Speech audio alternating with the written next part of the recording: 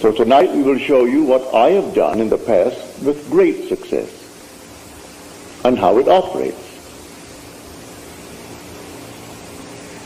Now, if I wanted something in this world, and who doesn't, I would formulate an act which would imply that I have it.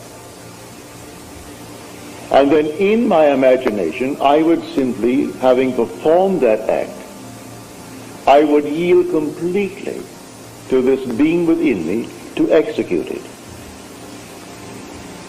I would fall off into sleep, convinced that he heard me, that he saw my act in faith. I simply yield completely to him, having acted. It's an act of self-commission. I perform the act. What act? I act as though I had what I sought. I act as though I heard that you have what you asked of me. I perform an act, and then I yield completely to that depth of my own being, who is God, and allow him from that depth to externalize it for me. All I have to do is to completely yield to this being within me, for he has ways and means I, on this level of my being, know not of. I rise then under compulsion, and under this compulsion I go through a series of events which will lead up to the fulfillment of that to which I yielded. I assume that it's done. And then I commune with myself and gave thanks within me that it is done. And it works in every way. You want to be, and you name it. You want to be successful in the world of Caesar, in dollars and cents, nothing wrong with it. You want to be a successful doctor, successful lawyer, I don't care what it is. You want to be, well then formulate in your mind's eye what it would be like if it were true. How would you see the world if you were now the man that you would like to be? See it in your mind's eye, and then yield yourself completely to the depth of your own being. How do I do that? Simply fall asleep in the assumption. I dare to assume that I am the man that at the moment reason denies, and then fall asleep in that assumption, leaving it completely to the depth of my own being to externalize it in my world. I will wake tomorrow morning under compulsion to do certain things which I had not formulated, I hadn't determined. I'll find I'll meet the right people. I'll do this, I'll do that, I'll do the other, and it all adds up towards the externalization of my assumption. So within you is that power, within you is that wisdom to do anything that you desire in this world. So this is the faith of which I speak. How do I do it?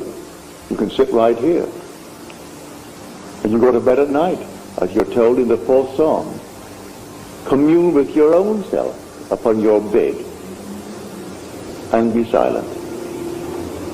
You don't commune with another, you commune with your own self. That's God. For the self of man is God. When you say, I am, that's God. There is no other God. But you don't see him now. He has become invisible. The darkest night in the world was when God became invisible. He told the story to all of us before we set forth. Then he became invisible and took up his residence in us. He became invisible. And in us, he is I am, my own wonderful human imagination. That's God. So I don't see my imagination as I see objects in space. For imagination is the reality that is causing these objects in space. So I see the fruits of its activity, but I do not see it because it is invisible. The day will come, I will see it. I have seen him. He has no beginning, no end. He is the Ancient of Days. But he's infinite love. There's nothing but love. Yet he will wait on us just as swiftly and as indifferently when the will in us is evil as when it is good. For it is he who does all things, that I kill, I make alive. I wound, I heal. I do all these things, and none can deliver out of my hand. So if the will in man is evil, he will execute it. If it is good, he will execute it, because there is no other creator. So it's entirely up to man what he imagines. What am I going to imagine? But remember, when I imagine, I must imagine and then completely yield. That is faith. You've been taught to believe you're a worm. You came out of a swamp. And then suddenly you became a tadpole. Then you became something else. And finally you find yourself a man. Forget it. You are the gods who came down from heaven and assumed the restriction, the limitation of man. This is the limit of contraction, and you assumed it. And you're going to fulfill a definite purpose in man. And while you walk the earth as man, that predetermined plan will erupt within you, and the whole thing will unfold within you, beginning with the resurrection. The resurrection did not take place in the Near East, in some little place where they're looking for it now. It takes place in man. Man is where God is buried.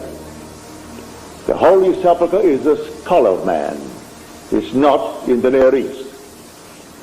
The Bethlehem that they're talking about is in the skull of man.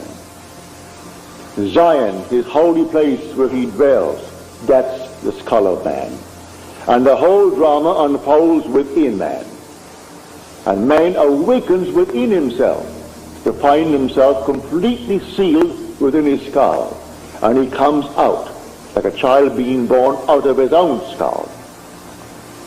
And then, a few months later, comes that explosion in his skull, and that compartment that contained the Son of God, who was his will, who was his wisdom, releases the Son. You would not let my soul remain in hell, said he, in the 16th Psalm. So he brings him up, he resurrects his son, and the son is David. And David, looking at the Father, and the Father for the first time knows who he is. Memory returns. And the Father, the Son was the one who revealed him to himself. So the whole drama unfolds within man, and the whole thing is contained within the skull of man. Has nothing to do with anything on the outside. They're looking in vain, all the archaeologists, and they bring back all this nonsense. You are the Lord Jesus Christ. There is nothing outside of man. The whole drama takes place within man. It has nothing to do with anything outside. You're living in a world of shadows, and the drama is within. So let us now get back to this simple approach of faith. Do you know what you want, either for yourself or for another? Construct a scene which would imply the fulfillment of your dream. Just construct it. Enter into it just as though it were true. Feel what it would feel like if it were true. And give thanks to the one who is going to execute it. It's your own being, I grant you, but he is the depth of your own being. He is the Father. You haven't yet found him, but he is the Father. And you are now on the surface of your being. So fall asleep in the conviction that things are as you desire them to be, in confidence that he will execute it. I use the word he, it's yourself. But for clarity's sake, I say he, because you're not aware of him as yet. You will be one day. Everyone will be aware of that being. And because that being has one son, And that one Son is the Son of all. We are one. There's only one. There aren't millions of gods, only one God. But the one God is made up of a brotherhood. And we are the brothers, raising ourselves to the level of the one God. But I've been sent to tell you this, and tell you I will and must. If only a few hear it, what does it matter? You hear it with conviction. Because I tell you the truth, it will last. I am not here to set up some little ism. I am not here to speculate and try to set up some little philosophical setup that may work. No, I want no church, no ism. Just to tell you who you are. And you will tell it to others, and others will tell it, because in the end you're going to prove it to be true. You can't rub it out because it is true. All that I have told you is true. I'm not speculating. I'm not theorizing. I stood in the presence of the infinite being and his infinite love, and he embraced me. And he sent me after he embraced me. Therefore love embraced me. Therefore guided by love, we became one body. People are misled morning, noon, and night by so-called holy men. Forget it. Man comes to you telling you he's a holy person, turn around and start running. All these holy fellows, they just simply meet you and meet another crowd, and next thing they do, they run to the bank with what was in your pocket. Picked up one fellow here, he's flying off to Switzerland. He was in Spain after having collected a fortune. They found $300,000 of him, on him. And he was at the Maharishi that came up through this country. It wasn't the Maharishi, it was his secretary running off to Switzerland, where you'd put it into your Swiss bank. And all the people fall for it morning, noon, and night. And so if you're take Noah, you hate to hear it, because people hate to know that others know they were beguiled. And so those who gave their fortunes to him, $500 to teach them how to meditate, of all the nonsense in the world. Teach you how to meditate? It's just a simple, simple thing. You don't meditate on your navel. You don't meditate on any of these things whatsoever. You know what you want? What would the feeling be like if it were true? What would it be like? Assume the feeling of the wish fulfilled. Well, anyone can do that. A child can do that. What would it be like if it were true? That's meditating. Now yield completely. And the being within you will take that and externalize it for you. Meditating on your Kundalini fire and all this nonsense. Has nothing to do with it. I'm going into so-called diets. Diets will not commit you or commend you to God. He gave you a palate, didn't he? Or then exercise the palate too. And so I'm going to go on a certain diet. A friend of mine went on the diet of things that you should only feed parrots. Well, she isn't a parrot. Eating pumpkin seeds, eating all these things. If you really enjoy them, but don't tell me that you really enjoy them. You could, of course, you could acquire a taste for anything. I don't say you can't. But exercise that God-given gift. It's a palate. And simply enjoy it. So, to come down to the night's message on faith. By faith, the worlds were created by the Word of God. Faith does not give reality to the unseen things. Faith is loyalty to unseen reality.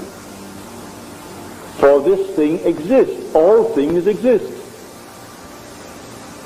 I tell you from my own experience that entire world that is unseen to this world exists now. It actually exists. Not out there beyond the stars, right here. It's all existing right here. And the day will come that you will actually awake and you'll be able to step into these unnumbered sections of time. 1,000 years ago has not passed away. And 2,000 years from now is not something that is going to suddenly form itself. It is now. And you are simply in a section of time. And the day will come you'll be able to move into any section of time. All these things exist now. And the purpose of it all is simply to awaken. And when you awaken, who are you? You are the author of it all. You are God. God the Creator. But to come back to our wonderful approach tonight.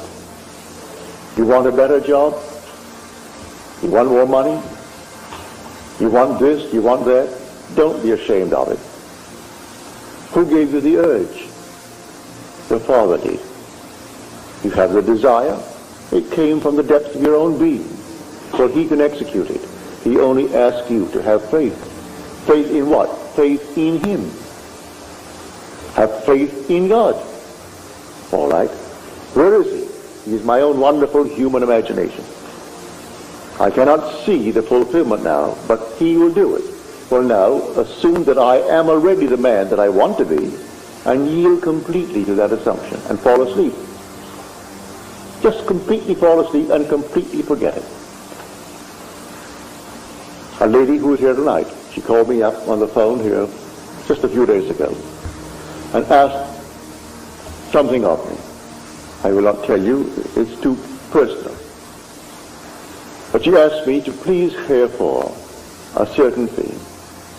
It's so simple. I sat in my chair after I spoke to her on the phone and heard her tell me. Well, she came back tonight and told me